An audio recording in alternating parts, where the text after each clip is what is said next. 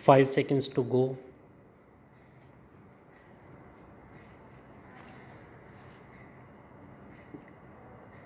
Start. You have invited me here on an auspicious day for this auspicious opening ceremony. I have come here gladly for a variety of reasons. Perhaps some people might wonder what is the connection between Gandhiji and this great factory, for he was apparently not favored great factories. He thought much more of the village and the home. And yet, I feel that this idea is due to a basic misapprehension. I am quite sure that if it had been our good fortune to have Gandhiji with us today, he would have been glad at the opening of this factory. This factory, like all factories, does not come in the way of his basic desire to develop the village industries and generally raise the standard of our vast rural and urban population. Some people take rather a narrow and lopsided view of Gandhiji. None of us, perhaps, is fully capable of understanding all the aspects of his many sided character. We cling to one or two aspects, not realizing that we do not see the whole of that remarkable personality. Many, I suppose, took the letter of what he said and paid little attention to the spirit, to the underlying philosophy for which he stood. You will remember that often he let us have some glimpses into his mind, which would show that mind was deep and wide and looked not only at the millions of our people but at the whole of humanity functioning at a particular moment in India as the leader of a great struggle against a mighty empire. He brought methods and tools into play which were particularly suited for that struggle as well as for the constructive activity of the nation. He laid stress on village industries and, curiously enough, even those who were critical of him, who were skeptical about village industries and the like, today stand for village industries and the development of our rural areas.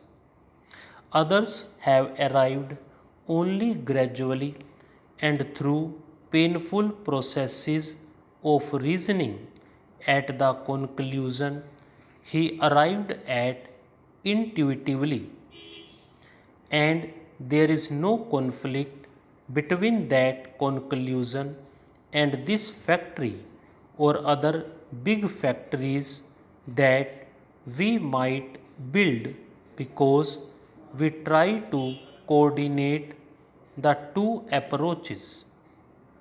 There can be no real well-being or advance in material standard in India without the big factory. I shall venture to say that we cannot even maintain our freedom without big factories. We cannot keep pace with the modern world unless we adopt the latest techniques, whether it in for the big factory or the small or for village industry. We cannot keep pace with the modern world unless we utilize the source of power that are available to the modern world. Today, we stand on the threshold of the atomic age. Enormous new resources of power have been placed at the disposal of man. Whether he uses them for good or ill, only the future will show. What we do know is that the power is there and we cannot ignore it. We shall have to use this new source of atomic energy when the time comes.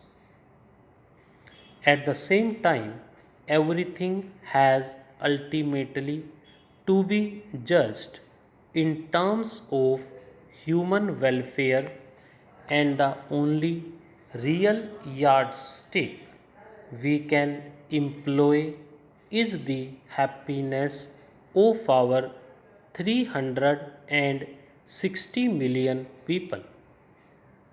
Therefore, I see no inconsistency in my coming here on Gandhiji's birthday and performing the opening ceremony of this great factory. I go about from end to end in India, seeing new factories come up, great schemes take shape, and great river valley projects develop, giving power and nourishing water to our fields. I see the community projects and national extension service spread in our rural areas with a speed which is remarkable and without precedent in history.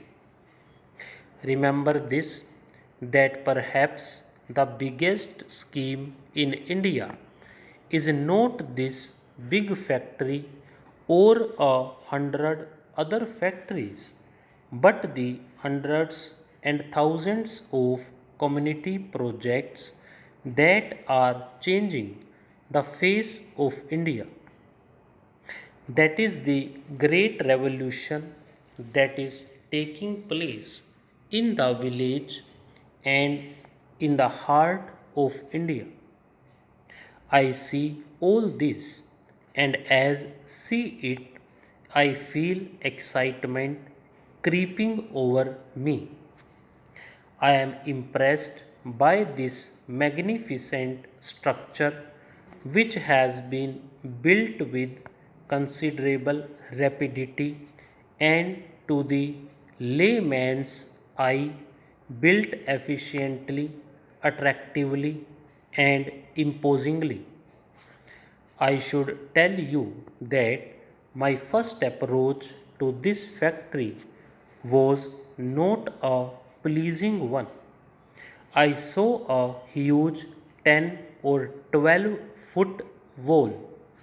I do not like walls and I am allergic to them.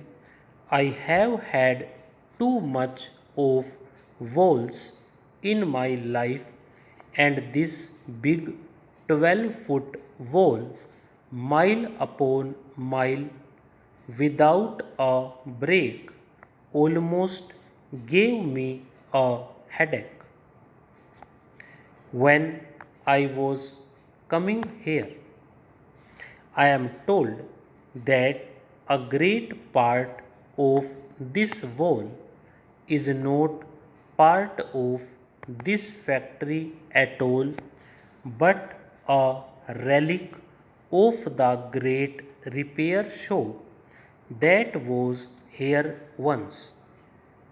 Evidently, the builder of this factory has carried on the tradition, because I saw the wall being continued right up to the main gate. Stop.